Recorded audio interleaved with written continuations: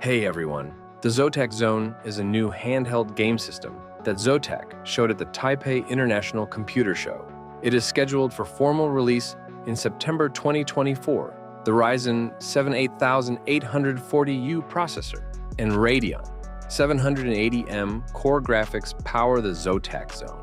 Although the official TDP of the model has not been released, it is speculated that the default will be 15 watts, with a maximum TDP of 28 watts.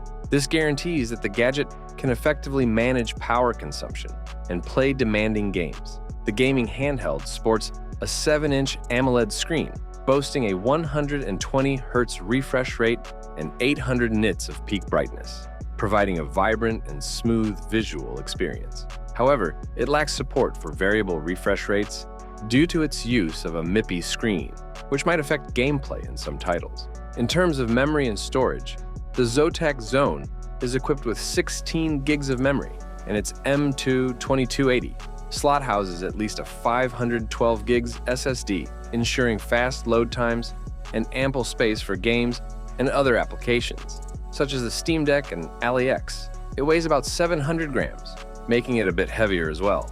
Despite its larger size, it features relatively large bezels around the screen. One notable downside, compared to the AliEx, is its smaller battery capacity. The Zotac Zone comes with a 48.5 watt-hour battery, whereas the AliEx offers a 64% larger battery. For gaming controls, the Zotac Zone includes a control hall effect joystick and a 2-stage adjustable hall trigger, providing precise input for gaming. It also supports HDR output, enhancing the visual quality of games when connected to compatible displays. Running on Windows 11 Home Edition, the Zotac Zone offers a familiar and versatile operating system, allowing users to access a wide range of games and applications. The official release date of the Zotac Zone gaming portable console is set for September 2024, with an estimated price of approximately $800. More information on the Zotac Zone is anticipated to surface as the release date draws near.